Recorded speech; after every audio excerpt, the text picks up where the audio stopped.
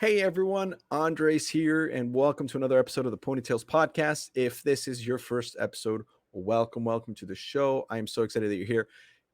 If you sold books, you should probably know what this is about or kind of what the gist of this is. If you did not sell books, let me give you a quick rundown. Myself, and my guests are people who sold books for a company uh, called Southwestern Advantage. It's been around since 1860 something, 150 years plus. And they recruit college kids to go sell door to door for 80 hours a week, Monday through Saturday from 8 a.m. to sometimes 10 p.m., selling these kids books to help kids with homework, teach them how to like read, all these different things. And we do this on straight commission. Sometimes we don't even have a place set up to live in.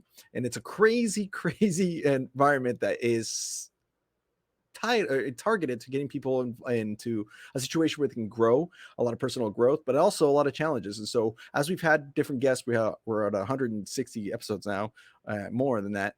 There's been all sorts of different stories that we've been able to get from our guests, and it's such a fun and cool thing to be able to connect with them. We don't do much research on our guests. All we do is catch up with them and see what they're up to now. They share the stories of their time selling books, as well as what that's helped them achieve and how that's impacted them in their life, all the way to today. Some of them sold back in 1968, which has been the furthest back we've had a guest sell, all the way to just as recent as this last summer. So it's quite crazy stories that we get. Hope you guys tune in. If you like what you hear, make sure you guys subscribe on to whatever you're listening on, whether it's Apple Podcasts or Spotify or YouTube. Hit subscribe. Please leave us a review. It does mean a lot to us, and it helps us out get discovered so that we can reach a bigger audience as far as the alumni network is concerned. So hope you guys enjoy that. My guest today is Craig Garcia. Now, Craig sold for 4 summers during college. He sold from 1992 to 1995. He was part of the Eagle Blitz organization. He is currently in the mortgage banking industry. He went to Florida State University, or is originally from Hollywood, Florida, and his favorite scroll from Og Mandino is number 3, the ever favorite, I think, from most people that we have on the show, is I Will Persist Until I Succeed. It's just such a good one. So once we come back here in a sec, we will be on with Craig Garcia, Ponytails Podcast.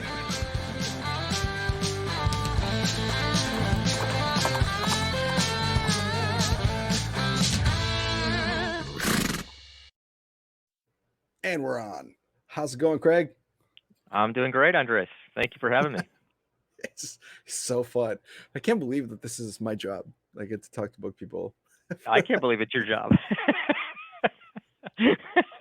Look, I did it. Yeah, I mean, it's like such a little niche, group of people. It's amazing that you've got the following that you've got. It's pretty incredible.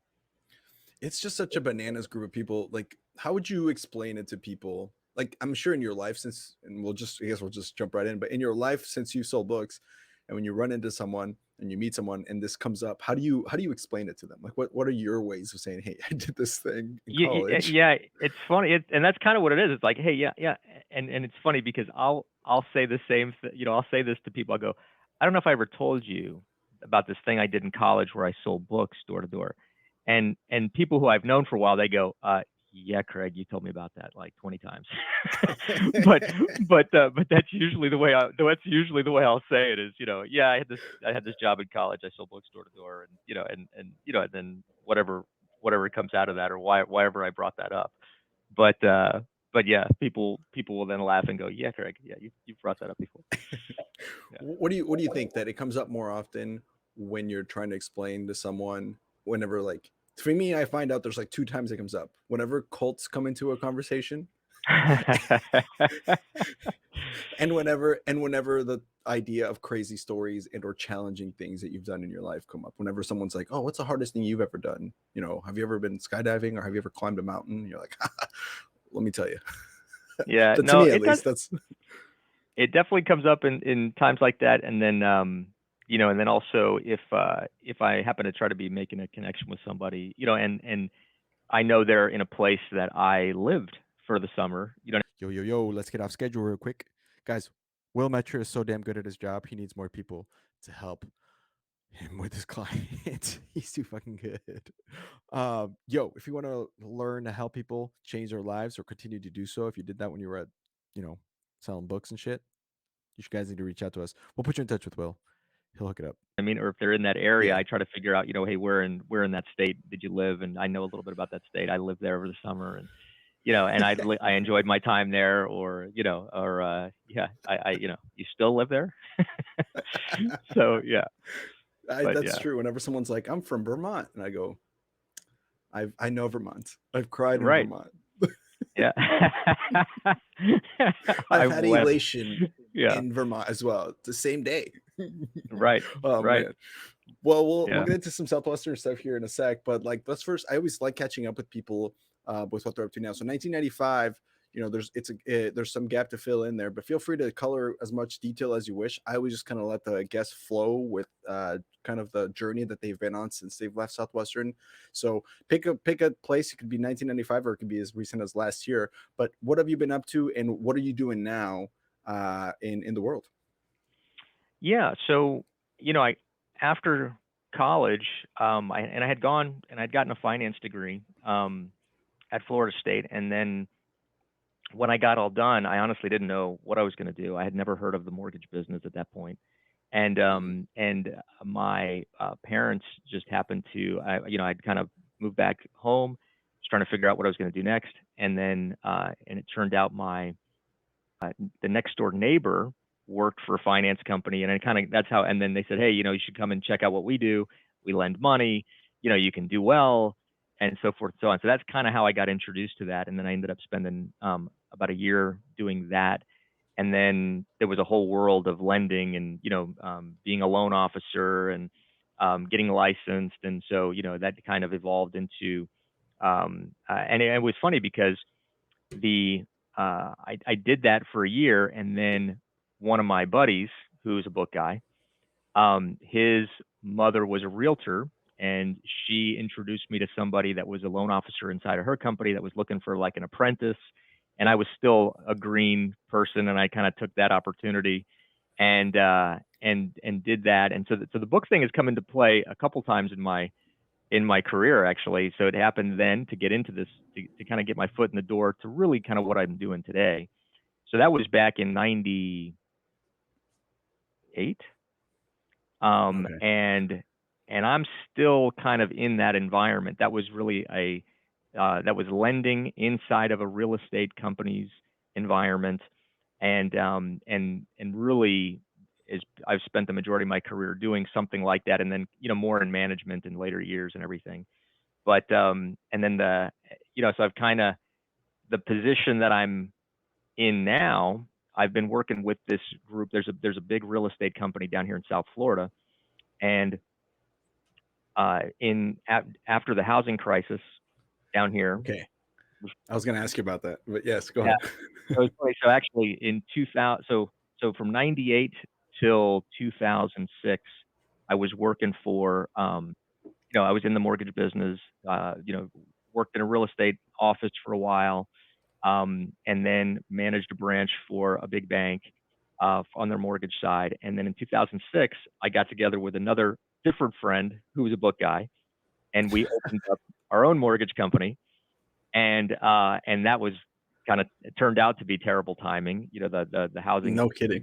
everything imploded. We had a front row seat to all the carnage, and we were a part of it. And it was pretty rough. And then 2000, and we kept it together. We were scratching some deals out, and then 2009 rolls around, and I ended up getting approached by some people that I used to work with who are now with a different real estate company, and they asked me to come in a management role. And it was funny, and in that interview with the gentleman that owned the real estate company, I said, yeah, oh yeah, when I was in college, I had this just job and I sold books. And he looks at me and he goes, Southwestern Company. And he had done it when he was in college for one summer. And this is in the 60s. I think he did it at some point in the 60s, mid 60s, I guess, in Texas. He did it for one Amazing. summer. And so we hit that, we hit it off there. And I'm still, now this is, almost 14 years later. So I'm still, in that organization. And we actually just recently gone through some interesting time. I mean, this year has been an interesting year in the mortgage business. The last couple of years have been. I I mean, was gonna ask you about that too. you're talking about a huge pendulum swing from, the very beginning of COVID. The financial markets went haywire. The mortgage industry went haywire a little bit for a couple of weeks, where, literally it was almost, there was companies about to go out of business. It was really crazy, Mm. and then everything went the other way, and rates, rates went very low, and now everyone was refinancing and buying, and there was a real bonanza of business, and then now this year, it's swung back the other way, where we're seeing this historic increase in interest rates, and it's become much more challenging for everybody, probably involved in the real estate game. And so we decided this year, so during this time, which is pretty interesting, we've decided to, restructure the organization. We've actually, started up a company with the same group of people that we've been working with, but we were in a partnership with a large national entity, and now we've kind of doing everything on our own. And yeah, so it's been a very interesting, learning filled year, and definitely a year of needing to be resilient. So it's been good. That is so bananas. And now, and actually, I do want to spend time with you here because you've been in this industry for so long. So you're kind of, I mean, super well versed, obviously, and you lived it as well. Sure. There are, and I went to school for economics. Are my entire like, I don't want to call it thesis because we don't do thesis as a bachelor, but my entire focus for my last semester was the crash of '08, like the housing market Mhm. crisis Yep. during that time. And so whenever I have a real estate person who has been in the game for longer than 2005, Yeah. I think you're one of the first few mortgage industry, more like residential mortgage people that we've had on the show. Okay. So it'd be sweet to get your perspective on it, because I think oftentimes what I find is even people will, especially our audiences between the ages of about 22 to 35 is the bulk of our audience. Most of those people don't really know what happened. They were super young when it was going on, and so to really Sure. try to explain and understand what it is, I found anyway that most people didn't really understand what happened. So in your experience, and I know this is a giant topic, but Mhm. between the credit rating agencies to the just not checking any sort of background on people's credit scores or credit reports, what would you think was the main catalyst that led to just that crash in '08, and how did you navigate it? Once it did hit, you said you were in the front seat. How did you navigate through it? Because that's a lot of people did not. Yeah. No, it was yeah, it was pretty tough. I mean, I would say there was this period of time where, I mean, the mortgage business when I first got in was, I learned the type of mortgage lending that was more traditional. Like, you needed to have your I's dotted, your T's crossed. You needed to document everything. And so most of the loans that we were doing, and the way that I was trained when we first got started, was, you know, pretty similar to how they were being done 10, 20 years before that, except there was more technology involved in making the process simpler. I would say, 10 years before I got in the business, 15 years before I got in the business, it was much more bureaucratic. Everything was paperwork. But literally, when I got started, we were doing disclosures, and I would have 3 documents. For every disclosure that I would do, I would have to hand fill it in, and I was pressing really hard because there was a white piece of paper and a yellow piece of paper and a pink piece of paper. I would keep Like the top one. the order I would pads keep and the the side. top one. The second one was for the customer. The third one was to get submitted to the lender. So, and that was like, then I had 30 of those, and that was one file. So, and that was like really like during my first couple years in the business, fax and email was like, that was What up, everybody? We're going to do a quick jockey spotlight with Cardinal Cedar Benefits. We're off schedule for a quick minute from the episode. Hope you're enjoying it. Take a sip of your beer. Yeah, that's good. Cardinal helps old people when they're dying because they help them with their final expense insurance. So the senior market is well taken care of for how expensive it is to die. It's a lot. Back to work. was like a new efficiency that had kind of come into the deal. Whoa. And so yeah, so let me think, where was I going with that? I got off track. No, no, all good. You were saying that this is how you were taught and trained, Oh, so when you yeah, were so first getting in. right. So yeah, full income verification, full asset verification, tracking every penny. I was shocked when I got into the business about how you had to follow some deposits and make sure that that deposit was from payroll and not, from something that could have been a loan. And it was very, very Right. tedious. I was shocked at how tedious it was. And and then there was an avenue for some people to get a loan that they didn't verify everything. And so, yeah, and those people had to put a big down payment down.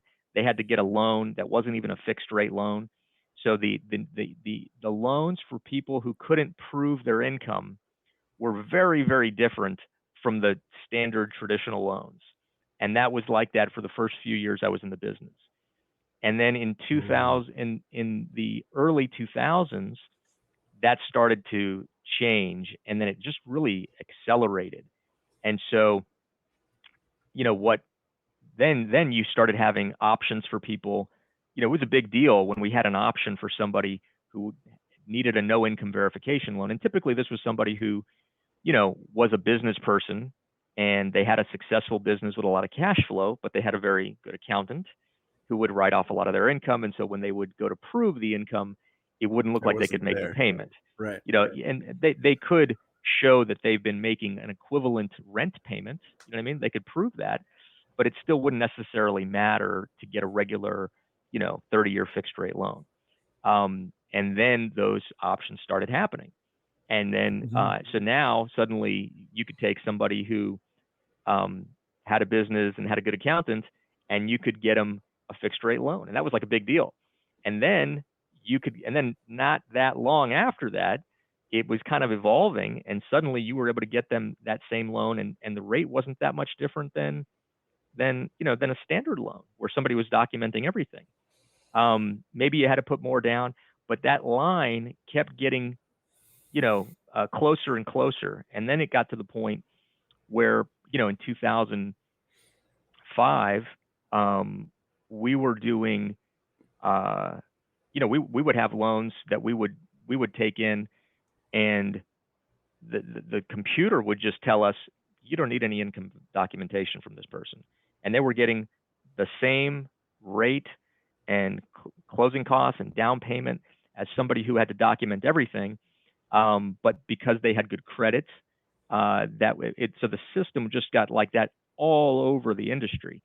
Not only Yeah. that, but then you had all these other exotic stuff that was coming out to cater to people who, either wanted to be a speculator. You know what I mean? So you had these, somebody now.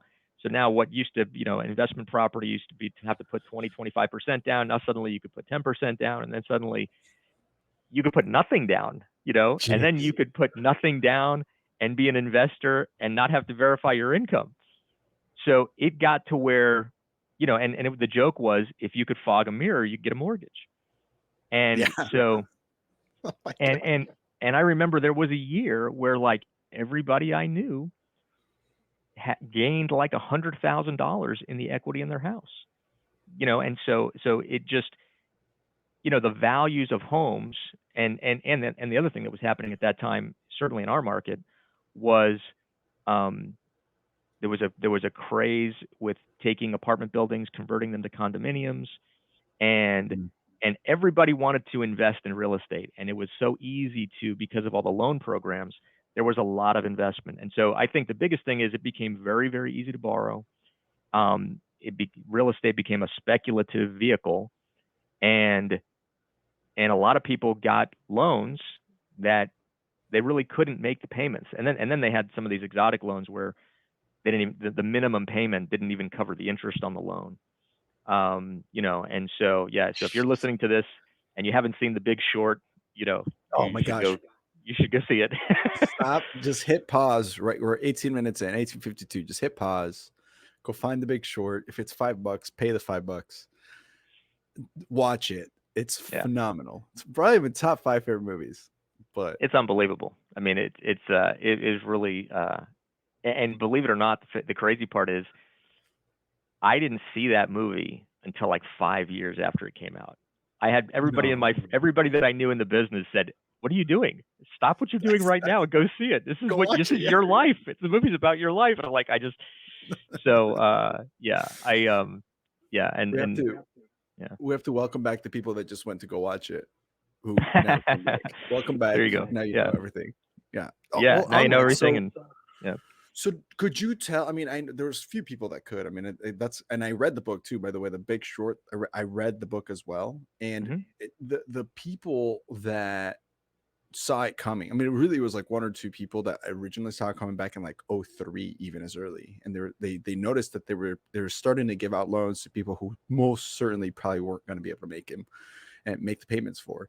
And then what ended up happening too, long story short, for those of you who haven't watched Big Short, is the rating agencies also started covering them up, because they would just take, the way it would happen is you would sell a mortgage and then a big bank would buy it, and then they would group them and go, oh, this is a very safe investment vehicle, because no way everyone fails to make these payments. But that's exactly what happened. And so when like Yeah. when that bubble burst, figuratively, it just was a crash that was, it was so fast. And so we're how early into the, because '08 was probably the bottom of the trough, but it started happening a little bit earlier, and it was really bad for a couple of years after that. Where in the timeline did you go, holy cow, maybe we should just we should keep we should start just giving out loans, or like, you know what I'm saying, like at what point did you catch wind of what was happening? Because I feel like depending on what that timeline was, it So determined your survivability. yeah, no, it was weird. There was a frenzy that was going on, and I'm just speaking about our market. There was a frenzy, and we're in South Florida, and Florida was a very hot, hot Yeah, market. that's Um, the craziest in Florida, probably. yeah, I mean, we were definitely one of the the crazier places. I mean, So if I was to pick a top five, I'm sure we would be in the top five. I'm sure Vegas would be in the top five. You know what I yeah, mean? Like yeah, of yeah. of It was the hub.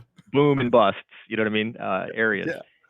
So, you know, eh, late 2005, even before 2006. I mean, the kind of there was actually when Katrina hit, it did affect the frenzy. Like it kind of like died away. You know what I mean? Like it just Mm. got a lot quieter. Um, then the next year, it was definitely things were, there was still a lot happening. There was some lenders that were going under. There was definitely some changes. Knock, knock, hello. It's lit to get fit for Sizzler, yo. So join the shred, maybe win some cash for doing it. It's a great cause. Right now, there's a competition going on, guys. Click the link below to find out more. Seth and Elevate Wellness is crushing the game of getting you ready for any sort of trip that you have coming up, or in general, the longevity of your health. So make sure you guys give them a call. Boy, there was a company called I remember, one of the big things that happened. I mean, we started having lenders that we were working with, in the middle of loan transactions, and we were operating at that time. Um, well, I guess the big one, we actually had a warehouse line application in, when the first, and I can't even remember the name of it was like a subprime lender that was tied with warehouse banks. There was a big company that had gone under, and and then it was kind of like, hey, you're not going to get a warehouse line right now, and you probably don't want one. You know what I mean? Mm. And so we really kind of we had been brokering, and we were looking to bank, and then that really just it seemed like that was not going to be the right thing to do, and it was going to be a lot harder to do. And then we started having lenders start going out of business on some of these exotic stuff that and we had deals in the middle of doing deals with customers, and that was happening, and then it just became commonplace. And Oh man. then yeah, and then I remember a company that was a pretty good sized company that when they went under, it was pretty that was pretty shocking stuff. I mean, that was eight. That was probably 2008. It's So crazy. Wow. yeah, Well, yeah, it was and wild. as a bookman, then, from the things that you learned in Southwestern, what did you pull from that to just go, okay? Because now you're sitting. I mean, you're in, for people to really grasp what was happening. The crash happened because of the industry that you're in.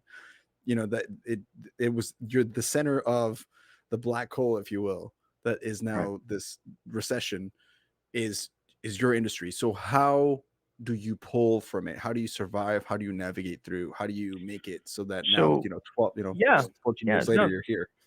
sure, sure. So one of the things was, it's funny because so I told you that was me and another book guy. Yeah. I had all of the experience with the A paper, regular mortgage lending. He was a real estate investor. He still is a real estate investor, successful guy. You should do this with him. He's very entertaining. He's been on A&E and he's house flipping shows and yeah, fantastic guy, Gene Schroeder. He had a background in private lending, hard money loans. He knew Oh, people super that would cool. lend to investors at high rates, temporary loans. So we were going to do some of both of that. And then what happened during this period of time was, all the banking stuff was really crazy. It was very unreliable.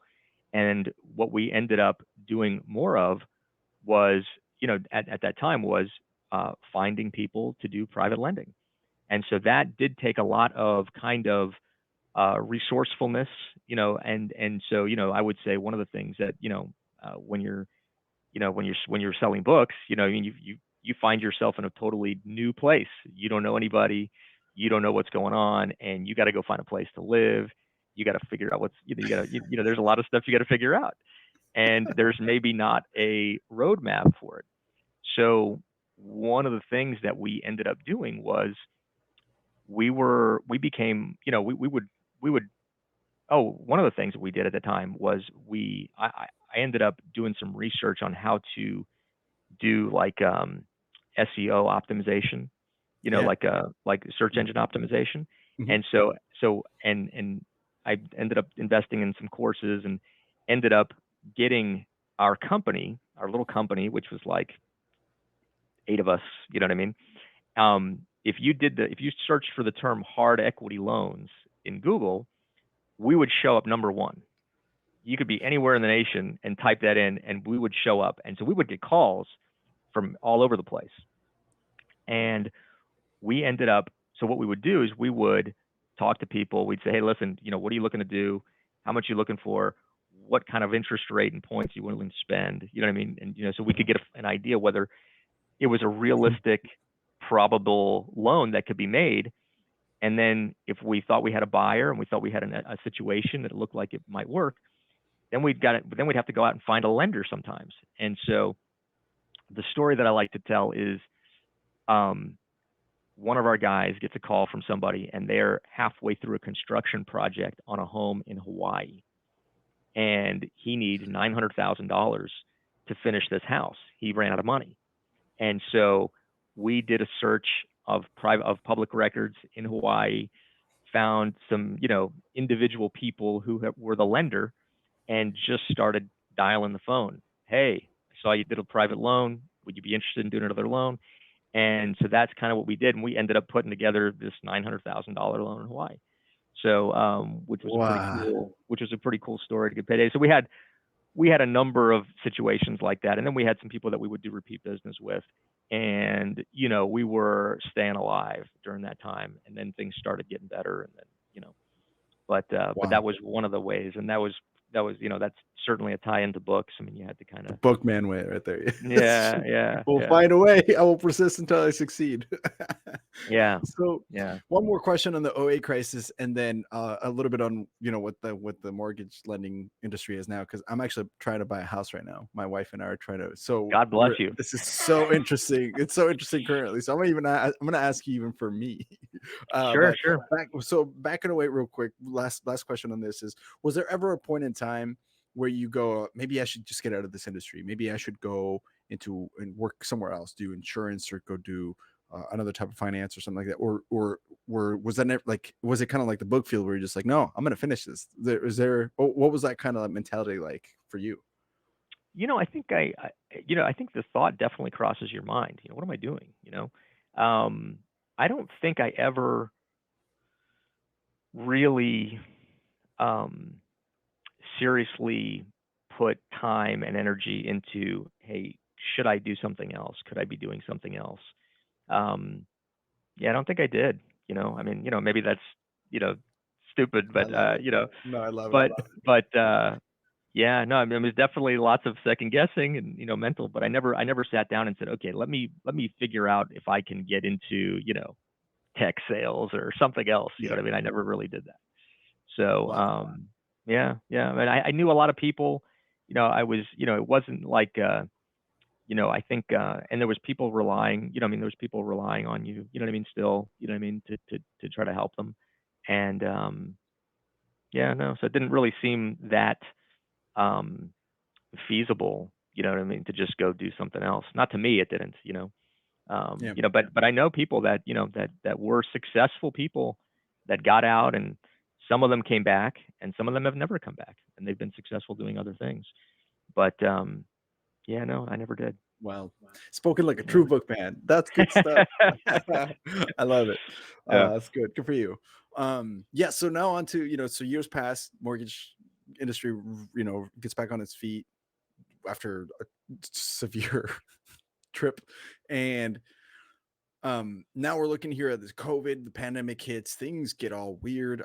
Because my wife and we got married last February, and we had been Congratulations. planning, thank you. It's been cool. Marriage is cool. uh, we I've been thinking about buying a house even from, because I was living in Lincoln, and in Lincoln it's always cheaper. Nebraska, it's always cheap. Is that where I you was are? I was before, and now I moved to Portland, Oregon. Oh, okay. So and it's so It's more expensive. expensive there. Yeah. Gosh, it's so expensive here. But now we're looking to buy a house, and I mean, interest rates are so high. And even when we first were kind of looking into it, my wife switched jobs, so you have to wait the 6 months, right, of income to so we can get approved for better, because her income significantly increased, but we had to wait 6 months after she started working. Okay. So, but even back in July, we started looking at the housing prices, at least in Portland, and they've been kind of, I mean, at the very least, they plateaued because they were just kind Okay. of going crazy. Yeah. And then they plateaued, and now they're kind of starting to drop, or we're starting to see things in our budget that were definitely not in our budget before. But the interest rates are so high. So what insights do you have, or can you explain like why this is happening? Because I'm speaking from, I have no idea what's going on right now in the mortgage industry. And so Yep. what's the name of the game right now in your world? Yeah. I mean, I mean, essentially during COVID, I mean, in a normal situation, you've got what a lot of people don't realize, all the money for mortgages comes from people who are investing in bonds. So, you know, and it's funny, people think about the stock market and you know, um, what a big piece of money that transacts in the stock market every day. But I've heard, and it's not my game exactly, but the bond market is far bigger. You know what I mean? And so the bond market is, government bonds, Hmm. and then there's also mortgage-backed securities. And so if somebody wants the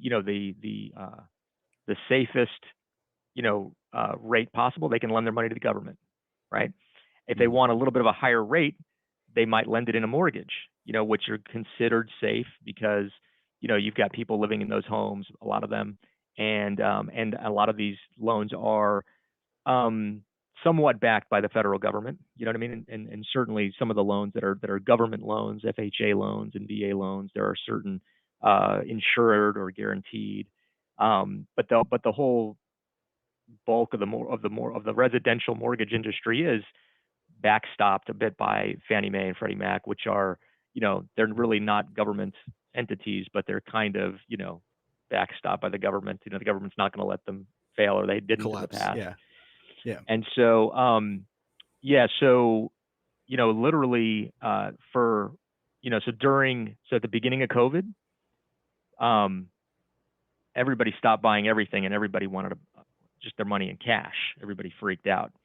So people Yeah. were not buying mortgage bonds. People were not buying treasury bonds. It was a couple of scary days where, it was a free fall. The market was in a free fall. Everything was, because everybody just wanted cash because nobody knew what was happening.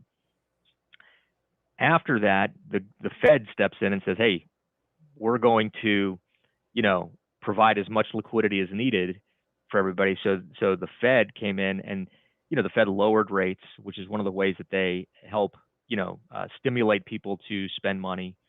And then they started buying. So they stepped in and they were buying mortgage bonds because they needed to get those wheels flowing. They started buying all kinds of stuff. They basically got the financial markets moving again. It was, because if they didn't, I don't know what would have happened. But but they did that, and then they kind of, kept doing that for a while. And then last year they finally started to slowly, kind of reverse what they were doing, slowing down the purchases and stopping the purchases.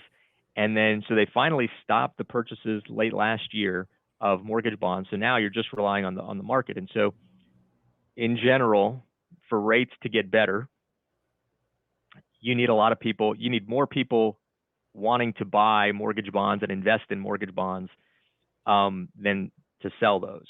You know what I mean? And so you need demand to invest in these mortgage bonds, and so the supply, when the supply is more than the demand, then prices go up. Prices of or prices go down. Pardon me. So when the prices of bonds go down, then the yield goes up, and the That's right. yield is is the interest rates. Ay, So and it's so high. and so you're talking about 30-year fixed rate loans were probably in the low threes at the end of or the beginning of December last year, and then since then they've just kind of gone almost in a very steep line up. Wild. It was like Yeah, 7.2 like last week, right? Or yeah, something yeah, like no, that. yeah, So bananas, man. This is yeah, crazy. I mean, we've never seen this. I mean, we studied economics. We had to go through like the history of economics. I don't yep. remember ever in any of our studies ever seeing 7.2 on a mortgage, like on the like interest rates in general, not just Well, they were mortgage. there. I mean, listen, my first house, which was this was probably in, let me think when that was. I mean, it must have been 98-ish, something like that. I think I got 7.75, No and then way. right before the dot-com Yeah. boom and bust, when it Yeah. was booming, fixed rates got pretty high. The stock market was on fire, and rates got high at that time, and then everything got unwound after 9/11, and then they came back down. So, Yeah. but it's the speed at which you don't usually see the speed of doubling in rate. You know what I mean? Like that's So not something that crazy. I've seen in my not that I can recall, in not in my career, where the rate has doubled in a short period of time like that. So That's yeah, bananas, man. That's bananas. yeah, I mean, I yeah, hope yeah, yeah. hope people listening are like, this is interesting. Because to me, this is so fascinating. This Hopefully, basically, it's like the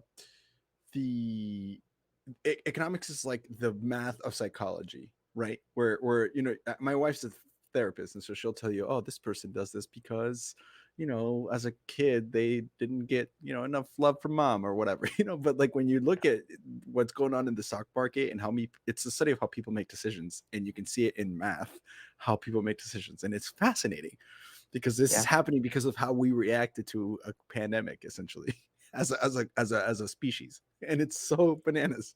yeah, yeah. It's No, it's wild. bananas. It's wild. So Wow, man. now until the economy and the market participants and investors feel like what the Fed is doing is working, and inflation is going down, and you know what I mean, like then Yeah. it's probably not going to get better. I mean, it'll Man, get yeah. better because the Fed is going to keep ratcheting it up until they break something, or that's what people think, and that they're on the way to doing that, but which hopefully won't be the case. But No kidding. yeah, I yeah. mean, I'm thinking we just buy a house and then refinance when it goes back down. But There's a big saying in our business right now is and you probably heard it from your real estate agent, is marry the home and date the rate, because that's right. you fall in love with the house, you're going to have the house for 10, 15, 20 years. The rate, yeah, rates, they do cycle, and you'll be able to refinance at some point later on down the line, and so you won't have to be married to the rate forever, but you can marry the house. I love it.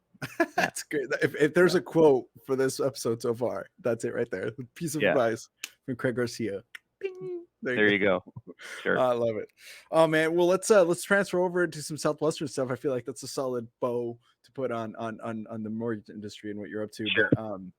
But the Southwestern part of our show is a part that just really shows how we connect with people because of shared trauma. So let's Yeah. let's wind the clocks back. Let's go Yep. back to 1992. How the heck? I always ask how the heck you got into this in the first place. Who recruited you? Was it? Tell us the story of when you first heard of Southwestern and someone said to you, "Hey, what are you doing this summer?" So the same guy that I mentioned before, Gene Schroeder, he was who I had gone to high school with, and there was a couple of other guys that had gone to high school with us, and and I think I forget how it came up, but Gene and I were both going to Florida State, and I guess it came up, hey, what are you doing this summer? And I'm not sure if he talked, and one of my good friends also uh, ended up doing it, and I can't remember whether he got talked to first or I got talked to first or we was together, but anyway, he told me how much money he made, and then I found out that another guy who was younger than me had done it, and his older brother had done it a couple years, and they had done well, and I was like, wow, these guys did this, and it was funny because it literally the first time I heard the word door to door was when I arrived at sales school. And it was almost like I'm sitting there in the auditorium in Nashville, and they go, and Dan Moore comes out and he goes, and you're gonna sell books door to door. And I was like, and I looked over, I'm like, you No. finished my referral. And so it was kind of comical, but yeah, so that's kind of how that happened, and and yeah, I think my parents actually knew the one of the kids that had done it, and and knew Gene, and so so it was kind of a little easier, but of a sale with them, even though it's like, where are you gonna live? Where are you gonna go? You don't know. So how's that gonna work? I don't know, but we'll figure it My out. gosh. Yeah. It's funny. This is something I mentioned to Jim Potts. Jim Potts was a guest that we had in 1968, and it's crazy how even though this was 30 years ago. I mean, and for him, he sold in 68, so it was like another almost 24 years before that. And you think to yourself, like, the similarities, it just never changes. You would think because of technology and because of the culture and whatever, when he Yep. went to sell books, black people had barely been able to give him the right to drink out of the same water fountain, right? That's and and, crazy. and here we are today, and the parents of the same kids that are selling books are still going, so where are you living? Like, it's Right. the same questions, it's the same concerns, it's the same thing. It's so funny. It's How so are you going to crazy. go to this place that you've never been before and not know where you're going to live? And Right. yeah, Books, you're gonna sell books. people It's don't buy books 2022. anymore. Yeah. Yeah, same Yeah. thing. Yeah. Oh, it's so wild. So you get there and you get to sales school. The shock of you're gonna have to go door to door. But what was the rest of sales school like? Because obviously it was motivating enough to keep you around for 4 summers. I mean, sales school was a trip. I mean, the guys that I was with, I had some good I had some friends that I was with, met some other cool people. The whole experience was, exciting.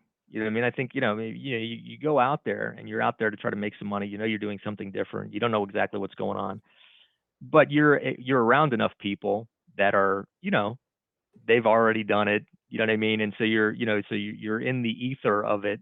And, yeah, that definitely it was nerve wracking. And I'm not necessarily a born salesperson kind of a personality. It's not exactly my deal, but I was, I was excited, sure. Just all the same stuff, Beautiful. Did you yeah. and was Mort Utley, was he still alive at this point, or did you see him live, or what, did you get the We did recording? not I see can't him remember. live.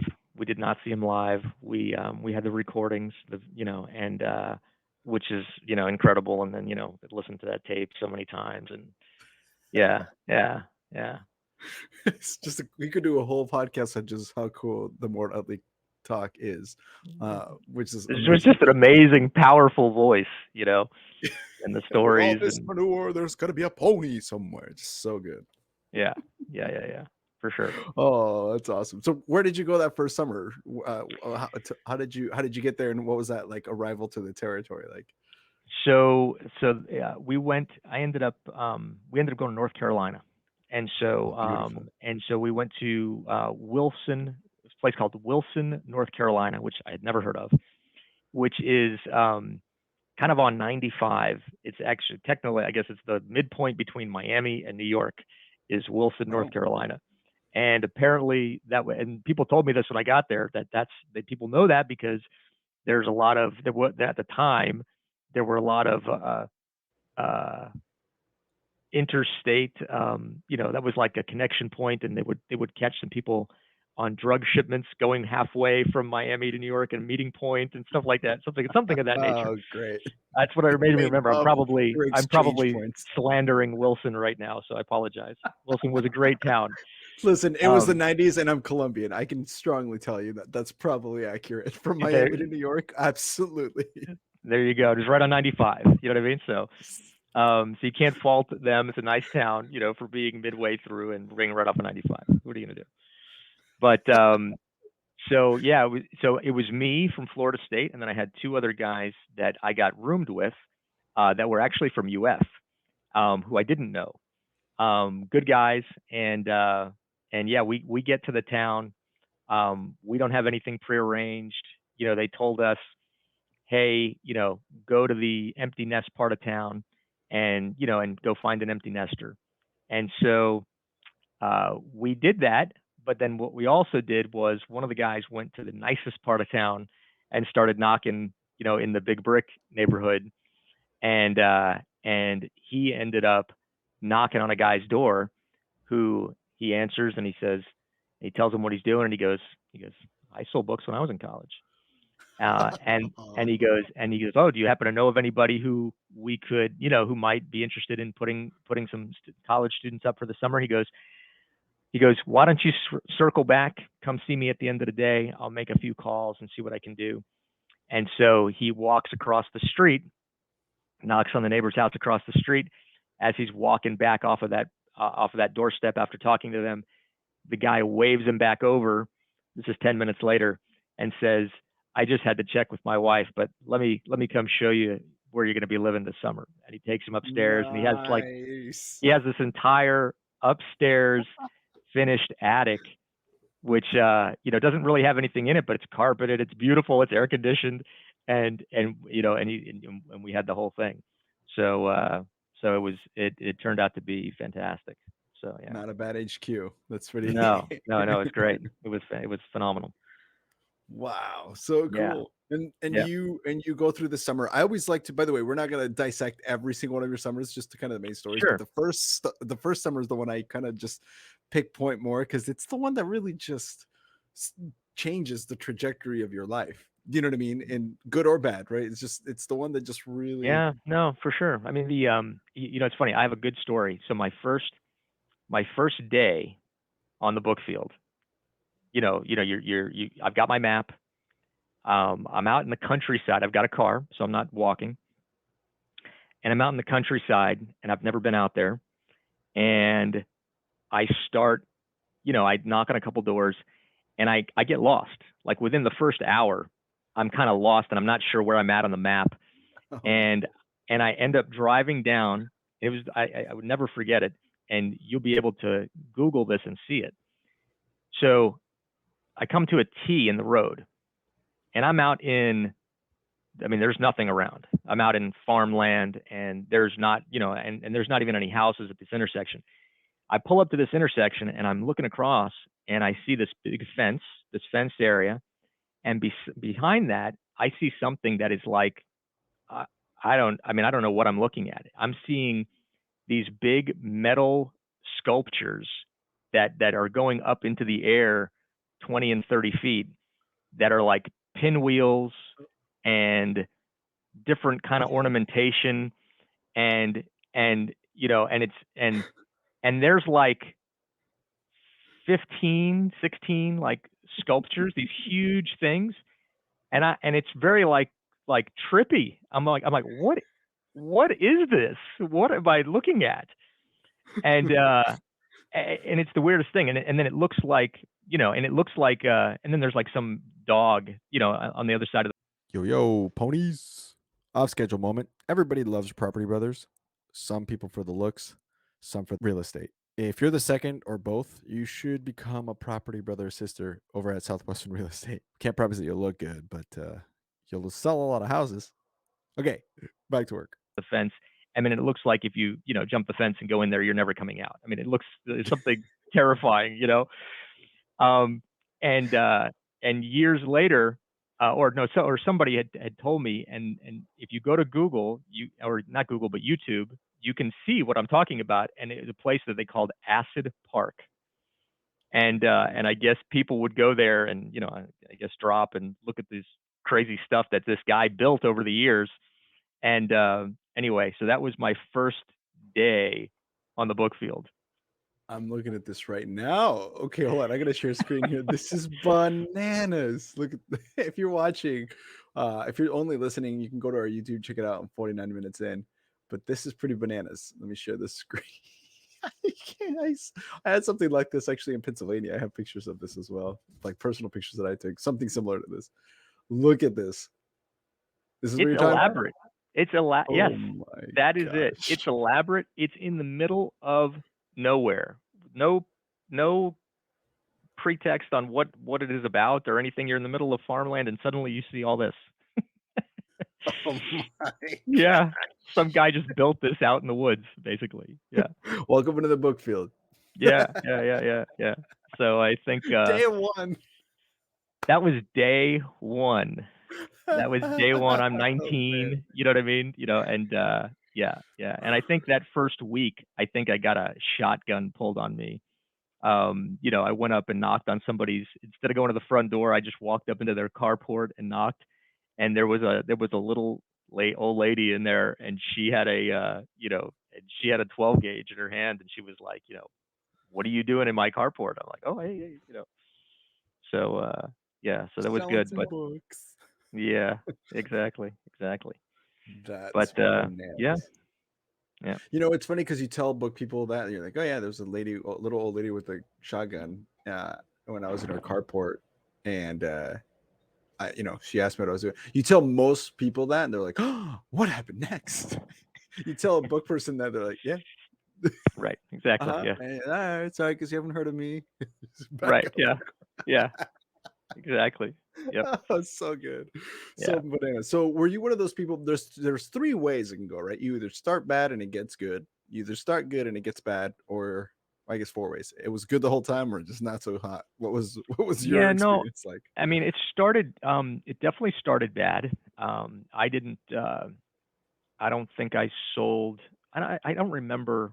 I remember definitely struggling. I remember definitely having, a one of the first nights on the way home after going through the whole day and not having any success, and kind of pounding on my steering wheel, and and really contemplating getting out of Dodge, and Okay. didn't end up doing that, and ended up, I think maybe a day or so later, ended up following, I think, my sales manager, Gene, was definitely in that mix. I might have followed somebody else, and then what really that really helped me see is, I really had to focus on just seeing enough people. I mean, it's really the that, the control the controllables, and Yeah. really just, hey, so then when I had that goal card, and I just really turned it into a mind game of, hey, let me just talk, let me just make sure I fill this in and talk to this many people. And every time I would talk to somebody, that was like a little success, even if it didn't result in a sale. At least I could say, hey, that's something I did. You know what I mean? And then that kind of got me on the path to, to doing okay. And so, so I That's ended up the first summer, making money. I didn't set the world on fire, made the sizzler, but what I got out of that experience was way past the money. Let's go, Sizzler. By the way, I don't know if you heard, but we do a Bizzler as the Point of Tails podcast. We're trying to be like the alumni place, and Okay. so we threw like an alumni sizzler in Mexico last August. So we had like Did you I think it really? was like 18. Yeah, we had like 18 people come out, Oh, that's and incredible. yeah, it was super. And we're like, it was a higher scale than what you normally do in Sizzler, but we were in Mexico, we were in Cancun, and it was just a blast. So we're doing it again next year. So you're always welcome to come and come hang out with a bunch of cool alumni. Put me on the list. Yes, sir. Yes, sir. Just you'll hear about it, but it's so funny because that those are all the little common things, or the Sizzler HQ little buzzwords that book people listen and hear, and they're like, ah, yes, me too. We did it. Yeah. So that's awesome. That's Yeah. really cool. It's interesting that I mean, I think we all had the moment where it was frustrating. Even if you did well, there was a moment where you knew you were going to, you expected to do better, and you thought to yourself, like, am I going to do this or am I not? And you decide to stay. And how that little decision, it might seem insignificant, but at the time, it was a hard decision. And now you look back and, man, imagine if you had gone home, imagine No, if you, it's true. I mean, that's definitely, I mean, you know, yeah, no, that if I had gone home, I probably would never have crossed that bridge to be able to do sales and public speaking, and I don't know what I would have ended up doing at that point. It's no, I mean, I wouldn't have learned so many lessons about, how to deal with yourself. You know what I mean? I mean, yeah, so yeah, no, it's definitely, people don't get it when I tell them how, it was a big thing for me. And certainly at that point in my life, it was, it impacted me in a way that nothing else I probably could have done at the time would have would have impacted me in that way. So yeah. yeah, Absolutely, and that's at the end of the day, that's the case. I mean, there's people that we've had on the show, and there's people out there who sold books, and like they recruit, and they have all this, and in some aspects of that, the culture of Southwestern and some things in Southwestern, as we've many times said on the show, it's not perfect, right? There's things that they need to work on and be better at. But at the sure, end of the day, what you could have done for yourself in that summer, even if it was a terrible experience, at least you got that experience because you were exposed to something really, really tough in your life that maybe to some people might be the hardest thing that they faced to that point in their life, and maybe not. But at the end of the yeah, day, it was something that just fundamentally changed the way you looked at yourself, at the world, at the people yeah. around you, what you're capable of, your weaknesses, your strengths. It's a significant thing to do. And so, yeah, it's There's no bananas. getting around. It's very makes it very transparent what you know where you are and what you're doing, and yeah, Yeah, it exposes you. yeah, You are butt naked in a mirror with yourself. yeah, And it's like, who are you going to be? What are you going to do? yeah. And that's not to say that the people that end up going home, if you're listening in on this and maybe you're a person that went for a couple of weeks and then left, no shame on that. The fact that you even came out and No, tried, that's all great. But yep, it doesn't make you a bad person. I'm not trying to say that either, not because at all. before I get a phone call or a tweet about how mean it's just it's for good or worse or whatever. Some people end up quitting and end up doing great things. So Oh, there's for no shame sure. in anything, but just that it just illustrates really, really clearly moments in your life that genuinely changed the entire trajectory of what was to become who you are, and Yeah, and you can point to them. You're like, I was sitting here doing this. I was in my car. It was that summer of '92, right? And I chose to stay, yeah. you know. So what a crazy thing to think about. So how did you know that you wanted to come back? How did you know that it wasn't just one and done? I think yeah, I think I don't yeah, I don't remember thinking, hey, I wouldn't come back. You know, I guess yeah, I guess there was always well, I do something else, but I don't think there was anything else that I thought I could do that would give me the opportunity that I would have, selling books. And Yeah. so, yeah, so I don't think, I mean, I really didn't, it never really occurred to me to just go and goof off for the summer. I didn't really, that wasn't part of, what I was thinking about. And so, and I knew some people that were going back. And so, yeah, no, so I don't know. But, I think once you have some success and you get to go, I mean, for me, going back to the sales meeting and, getting recognized and, and that whole thing. I mean, it's, yeah, it was, it was fantastic. So You're yeah. awesome, Craig. And you're like, yes, I am. I did it. I did it. That's I right. know. That's right. We all know. Yeah. Yeah. Yeah. Yeah. Yeah. That's a great feeling. So where did you go number 2, 3, and 4? Where did you stay in North So Carolina or did you second, jump around? so North Carolina was the first summer. Second summer, I was in Ohio, Whoa. yeah, south of Columbus, and which yeah was interesting. And then third summer, I was in Minnesota. Third summer was my best summer. Minnesota was, I mean, the summers in Minnesota, people go there for Amazing. the summers. It's incredible. And then my fourth summer was Iowa. I was in Iowa for my fourth Oh, summer. bro. That's so So Iowa's like Nebraska, but not fun. That's Iowa that's what I like to say. was not a party. But yeah, yeah, yeah. I actually my first day in Iowa, I get to literally this both of these things happened my first day in Iowa. The first day we're selling, we rented somebody's basement apartment, and it was a lady who had a basement apartment. She rented out to college kids. We were in Ames, which is a college town, and the alarm is set for 6 o'clock, and it's set to a radio station that we could find. So the alarm hits at 6 o'clock, and this voice comes on, and he goes, "Hey, everybody, it's a great day to crawl into the closet and put a gun in your mouth." Oh my God. And here's exactly what he said. And Oh the shit. in Iowa in the summertime, there actually the summer we were there, they were filming Twister there, and it is literally What a the film. cloud, the like the ceiling of where the clouds would be every day, would be so low. I mean, you would have these low dark clouds, and you'd get these funnels.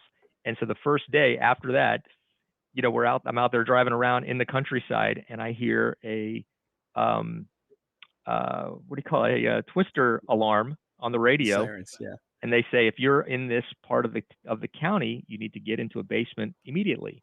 And I look at the map, and that's exactly where I am. So I like hightail it out of there. So it was that was the first day in Iowa. So yeah, it was Welcome to interesting. Iowa. We have Exactly. Yeah. one consonant, Yeah, and it and doesn't even belong there. every night when we would come, when we'd be home, we'd have the news on.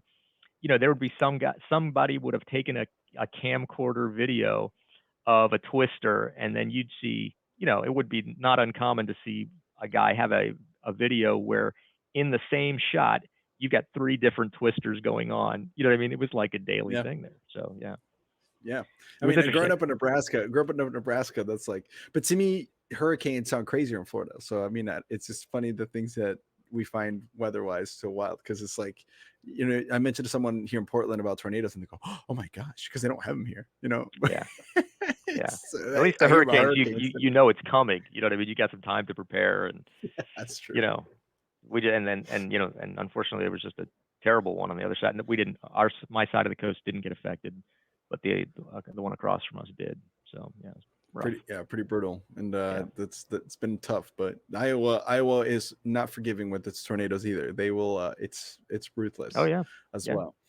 So bananas. What a radio transmission's got to be somewhere. Like if it was like we can even pinpoint it to the week of 95, you know what I'm saying, that we can go find, be like, all right, we got to find this radio It's true. transmission of this guy. You Just get the could. soundbite, find it. Yeah. So now let me back up. You said something about Minnesota. So Minnesota was your best summer. What do you think was the difference there that kind of really helped you, have the best summer of your career? I think it was I think it was uh confidence. I think it was consistency. Um, I definitely, I played the best head game with myself that summer. I had the best routine that I had that summer. Um, yeah, and it all kind of clicked. So, Everything just and I think there was yeah, I think there was, and I just in that area, especially if I compare it to Iowa, you know, my uh, my conversion percentage, but I probably don't have the best conversion percentage, but I can see enough people, and so I don't think I could see as many people. I couldn't knock on as many doors in Iowa as I could in Minnesota. So Minnesota, out of my competency and my consistency level and the density, that those things came together. The next year I had good confidence. I don't think maybe I wasn't quite as consistent, but I also, the density wasn't there to take advantage of that, Yeah. So anyway. Fair Yeah. enough. Yeah. Oh man, that's awesome. Well, we can turn into our time of the episode. We can turn into some ponytails. So this is for people who are listening in. This is the part where we have, it could be 1, 2, 3, 4, as many stories as you want. But this is usually where we ask our guests for their favorite stories of their time in Southwestern or because of Southwestern. So sometimes give you an example for people who are listening in. We've had people tell us about the time they met their spouse. We've had stories about the crazy Sizzler stories. We've had giant customer stories, funny HQ situations, deep impactful lessons learned, pivotal moments in your life. It could be any variety of that of emotional or funny or whatever that is crazy to our guest. So we'll head into that, and then I also want to do a quick round of quick I don't know, rapid fire questions if you have time real quick, Craig. Okay. So we'll do, I don't know, I always make them up as we're going along, 2 or 3 of those, but okay, question number 1. Favorite turf that you sold in throughout the 4 summers? Minnesota. I figured the answer was going to be Minnesota, but Minnesota. you never know. Best weather. Everybody seemed to have a credit card. Yeah. Yes, sir. Yeah. Yes, sir. Country or suburbs or like hard city? That was kind of a This mix. That was a mix. It was definitely driving. But then there were subdivisions that, you could hit a bunch of people. Fair enough. So yeah, but it wasn't city. Okay, cool. And then what was your favorite advanced sales tape, if you have one? I mean, we talked about the Mort Utley one, but I mean, there's been different ones. I don't know if you have like a specific advanced sales tape. So no, what I'll tell you, I'll change the answer on you a little bit. So my favorite tape that I listened to while I was selling books, that it was really just a morale thing, was the Jerky Boys, which was the prank calls. That came out like in the summer of '93 or something like that, and we listened to that, and we would just crack each other up, and it was, between us and my other, and our roommates and everything, and we just had it playing all the time just to get us in a good mood. So I would say that was probably what I listened to, more. So yeah. Good times, because that was just after the Dave Rosen summer, right, where they had broken the record and they had recorded that one advanced sales tape. So that was just a few I'm years not after sure. that. So Yeah, I'm not sure about that. Yeah, about the advanced sales tape part of it. All right, well, that's all. That's good enough. That can do the rapid fire questions. So now we can open up to ponytails. Again, hopefully you have a couple. If you have, don't feel pressure to do more than one. If you don't have more than one, some people have told us like 6 or 7. Some people have just had one big one. So it just depends. Everybody, it's your pick. But we open up the mic to you now, and so take it away, sir. Whatever funny, great stories that you have to share that you're like, this is one I have to tell every time. So I'll tell this story, and this is kind of the I don't know if it's a ponytail, but it's so my second summer we're in Ohio, and we're in this little town, and we did do the thing where we knocked on doors, and we looked for somebody who was an empty nester that had rooms, and we found this lady, awesome lady. Mabel was her name.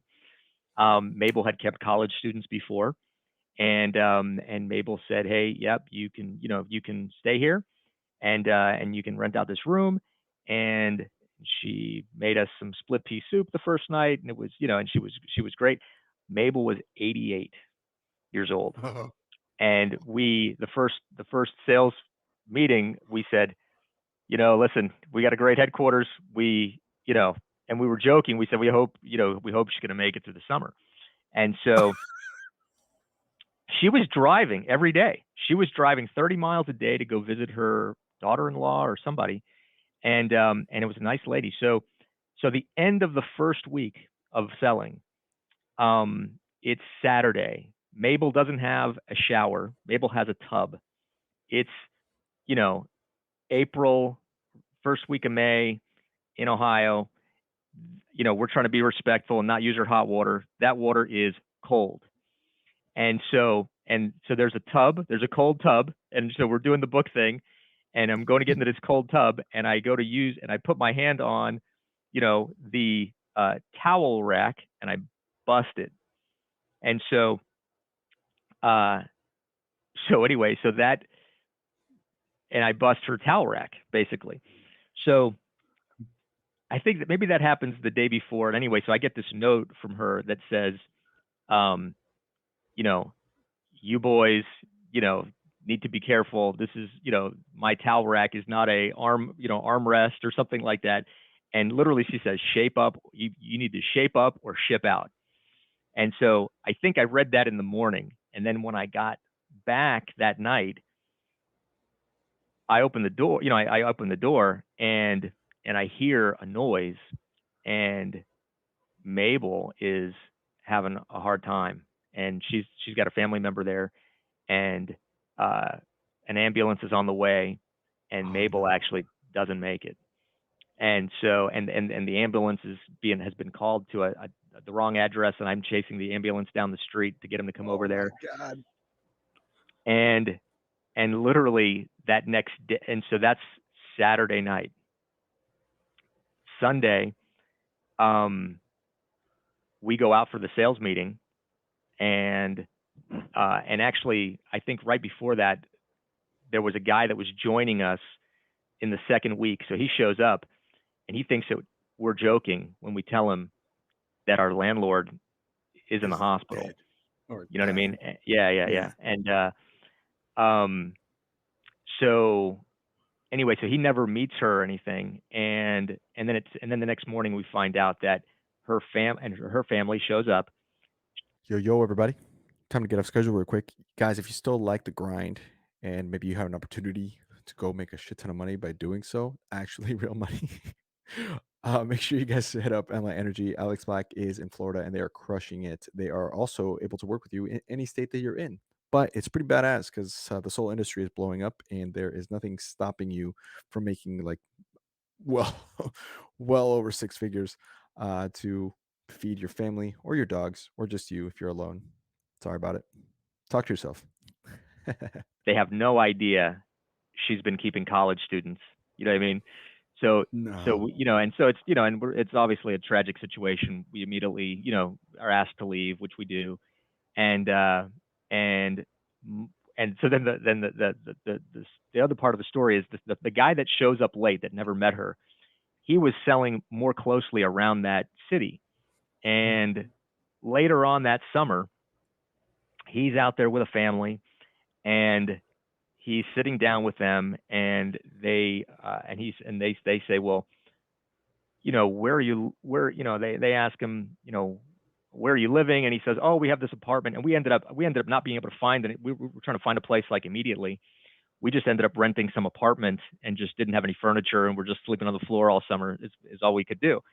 And so he tells these people he's got this apartment, and then this family proceeds to tell him, oh yeah, a friend of ours, their grandmother were keeping some college students, and they kept breaking her rules, and it drove her crazy, and it killed her. And he goes, and so it was like, so anyway, so he tells that story at the sales meeting, and everybody's like, everybody's laughing, but it was hopefully that was not what they thought, but yeah, because it wasn't exactly like that. But anyway, so that Craig. was yeah. Why'd you break the So toe? Why'd you break the toe, right, Craig? Come on, man. Oh, I Mabel. know. It was cold, man. That water was cold. So, So yeah. we, Um, not everyone can handle the stress of the book field. Mabel had a hard time with book kids. It makes sense. It's tough. yeah. I think Mabel It's tough, she man. was doing good for a long time, man. Just Maybe it is was what it, time. When someone is like that old, it's so hard to tell. Like it could be anything. You know what I'm saying? yeah. So Yeah. Yeah, yeah, well, yeah. may she rest in peace Was this Absolutely. 1993, almost 30 years ago. So Yeah, hopefully she's looking down on this going, it wasn't your fault, sweetie. And I hope so. it's all good. But Yeah. it's crazy. It's got to be traumatic to just someone died, so we have to switch HQs. That's got to be rough. It was, I mean, listen, it was definitely, I definitely felt bad. I mean, it was I mean, she was a nice lady, and they were nice people, but yeah, Man, yeah, ah, yeah, yeah, yeah. that must have been awkward for him. Just going, oh, you don't say that there's college kids that were, ew, don't know Right. those guys. Yeah, yeah, yeah, yeah, yeah. Yeah. Holy So, cow. yeah, but I'm just trying to think. I mean, there's lots of, stories. We had some fun. At the end of some of the summers, we got off schedule a little bit, and so there's some good stories there. What was the With best thing you did off schedule? What was the best thing you did? That's great. so let me think here. I mean, a really good day was and this was actually my good summer. It's at the end of the summer, there's always a guy in the organization that you can count on that's probably off schedule. Yeah. And so a friend of mine kind of fit that bill. And so, you know, kind of out of the blue, no warning. And this is back in those days, you don't have a cell phone, so you can't call, hey, what are you doing? You know what I mean? And so I drive, you know, I decided that morning after breakfast, I'm like, you know what? I'm gonna go have some fun today. And so I drove, this is not a good, moral story, but It's, so no, it was, it's a college internship. You're fine. yeah, yeah, yeah, yeah. So anyway, so I drive 40 minutes probably, you know what I mean? Um, Without an invitation, without any pre-planning, on the possibility that I'm gonna find this guy, you know what I mean, and that he might be off schedule too, you know what I mean, and that maybe we go Yeah. do something. And literally, I get there, and he's in bed, and and so literally, he's sleeping. So by the time I actually have been up, gotten there, I go, You wrote. somebody lets me in. I go into his room. He's sleeping. He's in bed. I I I tap him on the shoulder, and his eyes pop open, and he looks at me, and it all registers. Like in 2 seconds, he goes, "Let's go to the casino." Just like that. And so Yes. that's the first words out of his mouth. And so we ended up, and this is like in the middle of the state in Minnesota, and we ended up the same day. We ended up deciding we were going to go fishing. There's a big lake there, Lake Mille Lacs, and so we went walleye fishing, and we got a guide, and we went out, and literally we were fishing. There was a storm rolling in. The guy pulls out these yellow slickers, so we look like the Gordon's fishermen out there, with a storm rolling in. We catch a bunch of fish. We go we go back in. There's a restaurant there that you can take your fresh caught fish to, and they'll cook it for you 5 different ways. And we have a feast, and then we go to the casino. And Nice. I mean, listen, it was a great day. You know what I mean? So I got my Great, great money's day. worth that day. Did you make money on the casino? That'd be the cherry on top. Please tell me you made Actually, money. yes. Actually, Yes. yes. Actually, it was one of these days Yeah. where I sat down and and we went on a run playing blackjack, and actually, for not doing what I was supposed to be doing that day, I definitely got my money's worth. So it was fun. Hey, sometimes you gotta make money another way. It's not all Yeah, about the demos. Sometimes it's yeah, about grabbing life yeah, by the trout or the black walleye, whatever you're fishing for. yeah, yeah. It was fun. Grab life by the chips, poker There you chips, go. and there you go.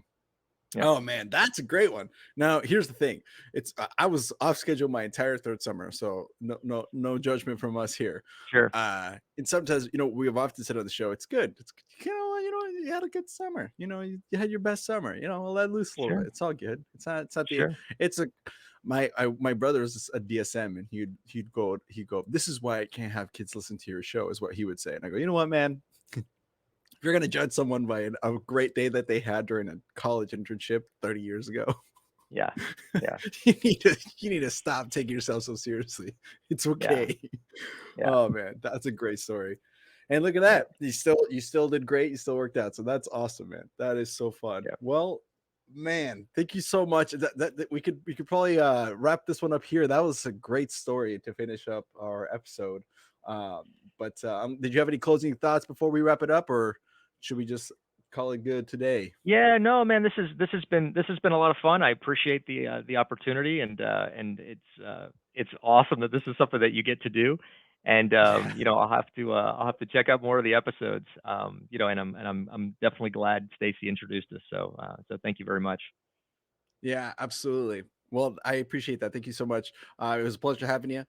Guys, thank you so much for tuning in again. Be sure you guys listen to us on all the different platforms that you can. If you want to just go from audio or video, remember we're on YouTube, Apple Podcasts, or Spotify. Leave us a review if you haven't. Please, please, please. That's the biggest thing we're pushing for this season is giving us a review. We would love your feedback, even if it's not that good. That's okay. We'll take that. Make sure to subscribe to all the things. Tell your friends if you sold books, if they sold books, let them know. We want to get in touch with as many alumni as we can. So on that note, my name is Andres Gabo. We'll catch you guys in the next episode. Thank you so much. See you, everybody. Bye.